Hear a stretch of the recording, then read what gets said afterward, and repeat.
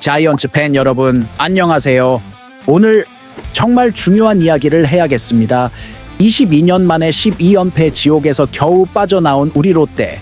지금 무슨 일이 벌어지고 있는지 여러분도 느끼고 계시죠? 어제 KT전에서 또 무너졌습니다. 12안타를 쳤는데도 고작 2점. 이게 말이 됩니까? 하지만 그 속에서도 희망의 신호가 보이고 있어요. 99일 만에 3안타를 터뜨린 그 선수, 혹시 눈치채셨나요? 그리고 4선발 로테이션이라는 김태형 감독의 비장의 카드, 과연 통할까요?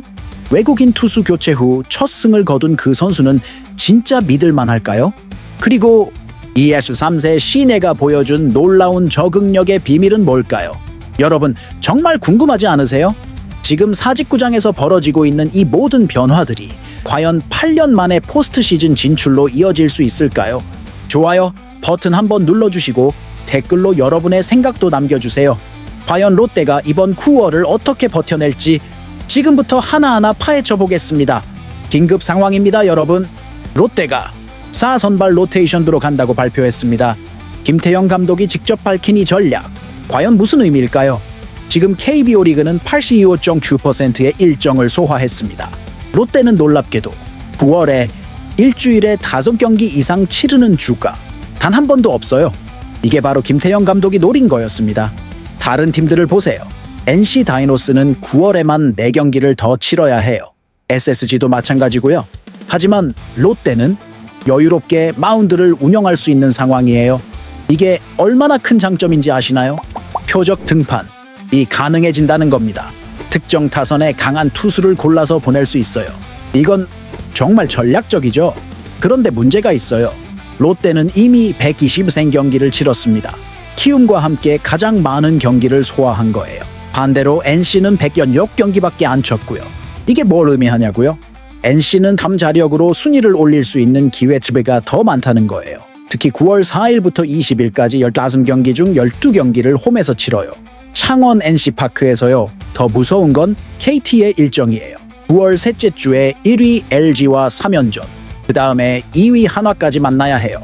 지금까지 LG의 4승 7패, 한화의 5승 9패로 밀리고 있는데 이때가 KT에게는 지옥의 구간이 될 거예요. 하지만 여기서 롯데에게 기회가 생깁니다. KT가 상위권과 힘든 싸움을 하는 동안 롯데는 상대적으로 여유로운 일정으로 점수를 쌓을 수 있어요. 그리고 키움이라는 변수가 있어요. 이미 꼴찌가 확정된 키움이 고춧가루 부대가 될 수 있거든요.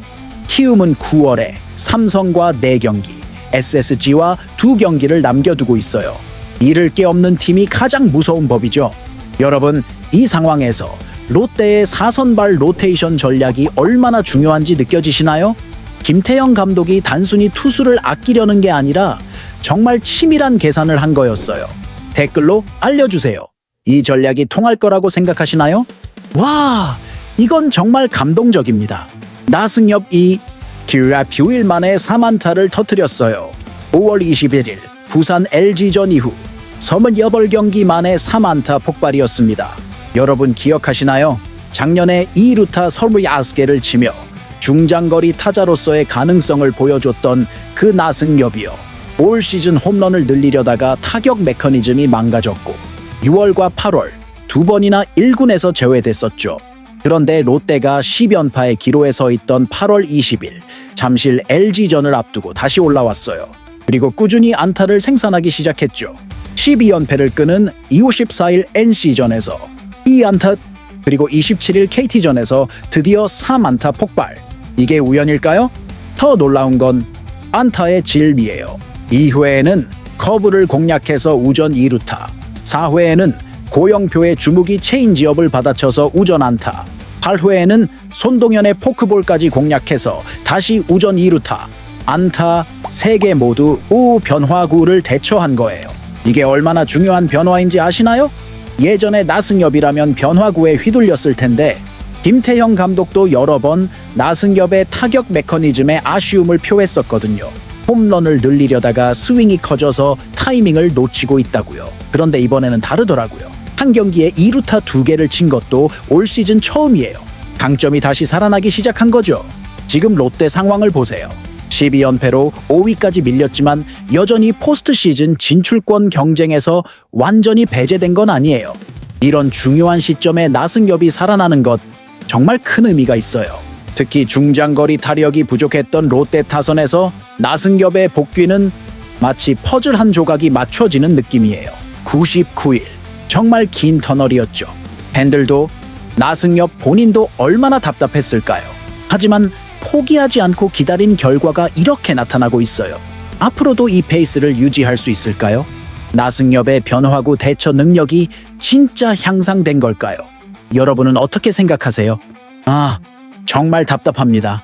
어제 KT전 1루 안타를 쳤는데도 고작 2득점 저우였어요. 이게 말이 되나요?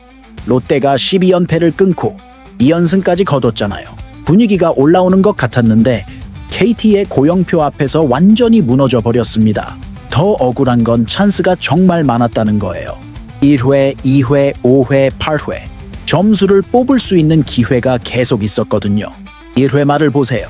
1사 1루에서 고승민이 우전 안타를 쳤어요.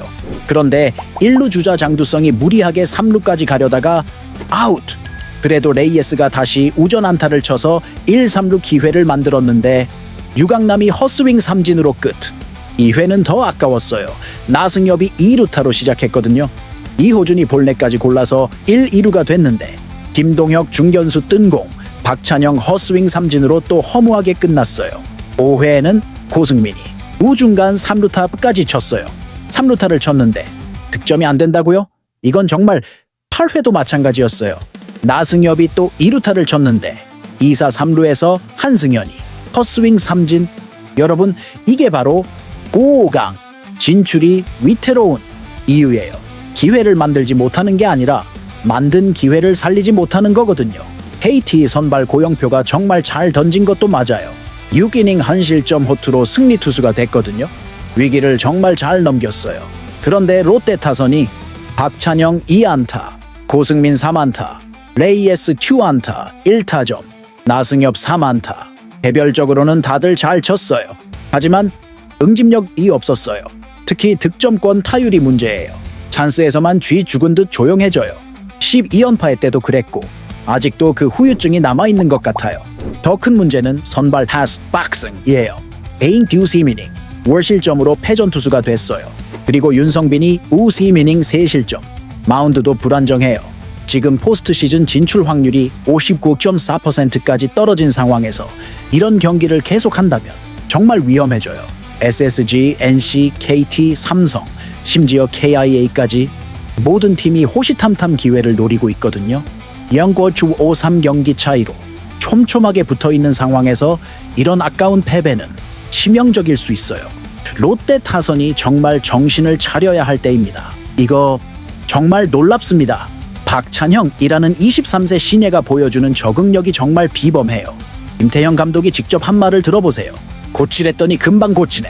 독립리그에서 뛰다가 5월에 육성 선수로 들어온 박찬형. 6월 첫 콜업에서 19경기 타율 0건 암쌈맘싸하게고 OPS 0.829로 활약하다가 7월 23일 1군에서 말소됐어요. 이유가 뭐였을까요? 상대팀의 전력 분석이 시작되면서 그의 약점이 드러났거든요. 백스윙, 동작이 커지면서 타격 타이밍이 어긋나기 시작한 거예요. 그런데 2와 3일 만에 이 문제를 완전히 해결하고 왔어요. 8월 15일 재콜업 후 9경기 타율 0.1522, OPS 1.3537. 이게 말이 되나요? 더 놀라운 건 그의 말이에요. 전 문제인식이 빨라요. 결과가 좋지 않을 때 무엇이 문제인지 빠르게 알아차리고 바로 고치려고 해요. 이병규 2군 타격 코치와 함께 변화구 대처법을 완전히 새로 터득했어요. 몸쪽으로 떨어지는 변화구에 돌려 세워지던 문제를 해결한 거죠. 27일 KT전에서도 증명했어요. 고영표의 바깥쪽 투심 패스트볼을 걷어낸 후 빠른 발로 내야 안타를 만들어냈거든요. 그리고 지금 카7 연속 경기 안타셔를 기록 중이에요. 개인 한 시즌 최다 연속 경기 안타 타이 기록에 다시 다가서고 있어요. 여러분, 이게 얼마나 대단한 일인지 아시나요? 프로 1년차 선수가 상대팀의 전력 분석에 맞서서 스스로를 업그레이드 시킨 거예요. 김태형 감독도 감탄했어요. 타격 페이스가 아주 좋다. 리드오프 역할을 잘 해내고 있다. 리드오프 타자의 역할이 뭔가요? 투구수를 늘리고 상대 투수의 리듬을 깨트리는 거죠. 박찬형이 정확히 그 역할을 해내고 있어요. 특히 문제 해결 능력이 정말 놀라워요. 대부분의 선수들은 슬럼프에 빠지면 오랫동안 헤매거든요. 그런데 박찬형은 문제점을 찾으면 바로 고치려고 해요. 내 대한 전력 분석 데이터는 앞으로도 계속 쌓이겠지만 나도 빨리 대처하기 위해 노력하겠다는 그의 말에서 프로의 자세가 느껴져요. 지금 롯데의 미래를 보는 것 같아요. 12연패의 늪에서 벗어나는데 이런 젊은 선수들의 역할이 정말 크거든요. 박찬형이 계속 이 페이스를 유지할 수 있을까요? 앞으로의 활약이 더욱 기대됩니다. 마지막 이야기, 정말 중요합니다. 빈스 벨라스케즈, 과연 믿을 수 있을까요? 메이저리그 191경기 등판, 38승, 화려한 이력을 가진 선수예요. 2018년 필라델피아에서 풀타임 선발로 9승을 거둔 적도 있고요. 롯데가 최근 영입한 외국인 중 가장 메이저리그 경험이 많은 선수입니다. 하지만 지금까지의 모습은 실망스러웠어요. 데뷔전인 8월 13일 한화전에서 3이닝 5실점, 19일 LG전에서는 5이닝 3실점, 6경기 연속 패전 투수가 됐거든요. 그러다가 24일 NC전에서 드디어 첫 승, 6이닝 6안타 2홈런 4실점이었지만 팀의 12연파의 탈출에 기여했어요. 다행히 롯데 타선이 17점을 터뜨려줘서 승리할 수 있었죠. 하지만 여전히 의문이 남아요. 정말 잔저 롯데가 원하는 선수일까요? 롯데가 터커 데이비슨을 왜 교체했는지 아시나요? 데이비슨은 22경기 10승 5패 평균 자책 3.65였어요. 나쁘지 않은 성적이죠. 하지만 이닝 소화 능력 거발이 문제였어요. 5월까지는 좋았어요.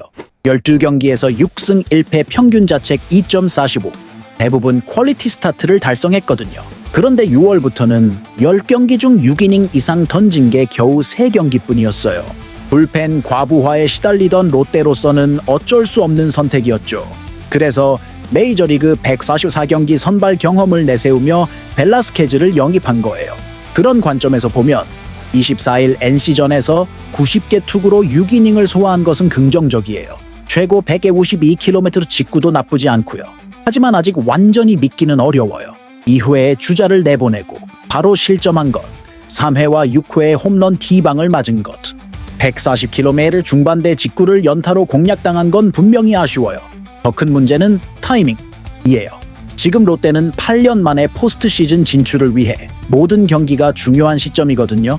에이스 알렉 감보아도 최근 23일 NC전에서 5이닝 4실점으로 주춤했고요. 29일부터 두산과의 홈 3연전에서 벨라스케즈가 다시 등판해요. 이번에는 정말 이름값 사안을 증명해야 할 때입니다. 메이저리그에서 쌓은 경험과 노하우를 보여줄 수 있을까요? 아니면 여전히 의구심만 키울까요? 롯데의 운명이 걸린 9월, 벨라스케즈의 어깨가 무겁습니다. 마무리 메시지, 자이언츠 팬 여러분, 정말 중요한 시기입니다. 12연패의 악몽에서 벗어났지만 아직 안전하지 않아요. 4선발 로테이션 전략, 나승엽의 부활, 박찬형의 성장, 벨라스케즈의 검증, 모든 퍼즐이 맞아떨어져야 해요. 좋아요, 댓글, 구독 부탁드리고 여러분의 응원이 선수들에게 큰 힘이 됩니다. 다음 영상에서는 두산전 결과와 9월 전망을 다뤄보겠습니다. 과연 롯데가 8년 만에 포스트 시즌 진출을 이룰 수 있을까요? 끝까지 함께해요. 자이언츠 화이팅!